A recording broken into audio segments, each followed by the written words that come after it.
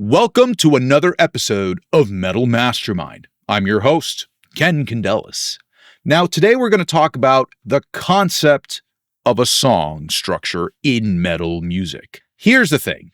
With the importance of understanding song structure, we have to take the tools of music theory and apply them in the context of the genre that we like to use. I mean, Metal Mastermind is about metal music after all, so you've come to the right place to learn more about how to make better metal songs.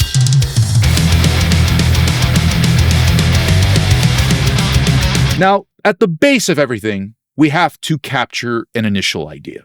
I usually do this on my smartphone with just like a voice memo, and I take that idea and I bring it to my DAW and I start building upon it. It might just be a basic musical idea. It could be a melody. It could be a rhythm. Maybe you have a chord progression. The initial idea is the foundation of your song, and it's going to set the mood and direction of where this goes. So take the time that you need in order to really feel your song in this stage. It's not really important that you get all the itty-bitty nuances down. It just matters that you have some foundational structure to the song that you're trying to create.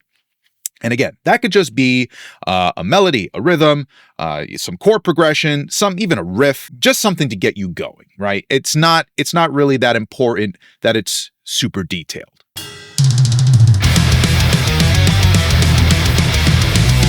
Let's talk about the verse. What is a verse? Well, typically in a song, the verse sort of introduces the song's idea, or you could call it the theme, or you could call it the story. It depends on where you approach it from. Maybe you wrote a lyric, or maybe you wrote a melody in this case, right? That allows you to create a theme out of something. It could be something that's like, something you'd hear in a film score where it's like, Indiana Jones, bam, ba-dam, bam, bam, ba-dam, right? Like that kind of thematic motif, right? What's a motif in this case? A motif is just a small idea, ba-ba-ba-bam, ba-ba-ba-bam, right? That is a motif, or leitmotif if you want to be more formal about it.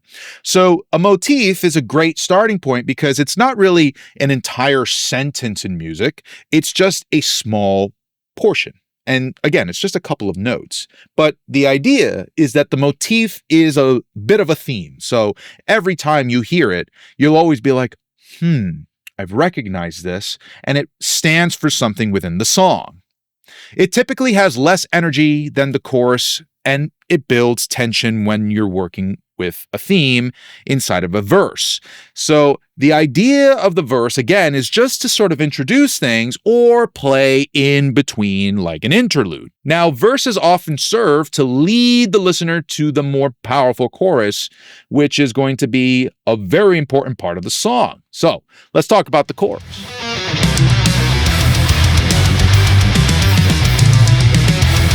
The chorus is the most energetic and memorable part of the song.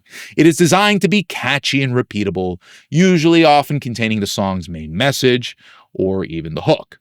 Now, when you talk about a chorus versus a hook, usually a hook is something that kind of keeps you like an earworm, always kind of saying or speaking or even singing the same melodies, lyrics, ideas. It's sort of a come around to everything that's happening in the music. You hear this concept a lot in things like hip hop, but in metal, hooks can be things as simple as rhythms and guitar playing, right? That could be very much a hook. So in the context of a chorus, choruses usually have an amalgamation of not just a hook, but it also has the development of the entire story come forthright in, the main part of the song. So it contrasts the verse in this case. It provides a burst of energy that might be building within that entire verse. So every time you hear the chorus, usually everything kind of explodes in a very positive way for you to feel like there's just all of the energy of the music at once.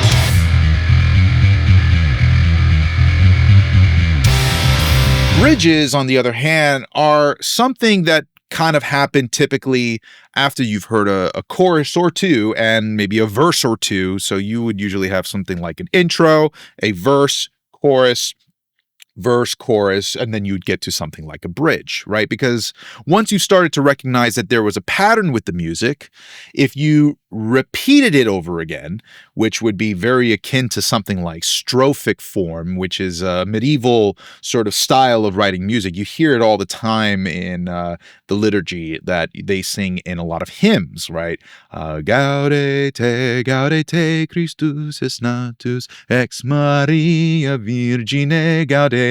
So, right, that's an old medieval tune that's all they sing, right? So if you keep hearing that over and over, you can only get so much variance, right? So a bridge is a really nice way to break away from that kind of monotony in the music. So that variety is going to shift the song's direction to help break up repetition.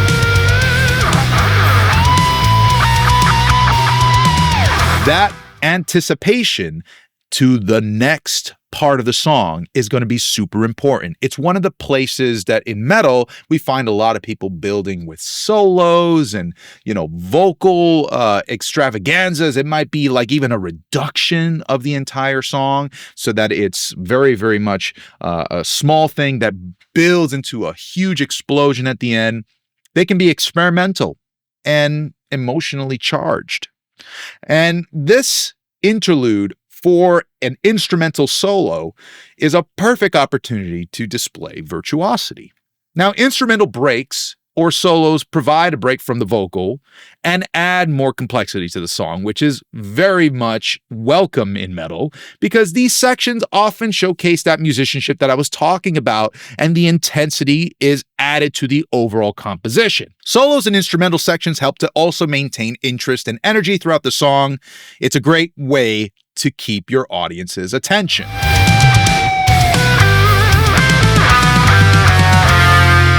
The intro or the outro, which are, of course, bookending the entire song. The intro might set the tone and prepare the listener for what's about to come. However, the outro is what wraps up the song. It often brings it to a natural or a dramatic close.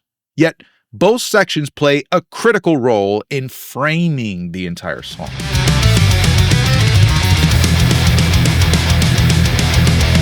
The structure can be adjusted, but if you understand the basic framework, it's going to help you create a balanced and engaging song. That doesn't mean that you need to stick to all of this, right? You can go off the rails, you can go super prog, you can do whatever you want in music.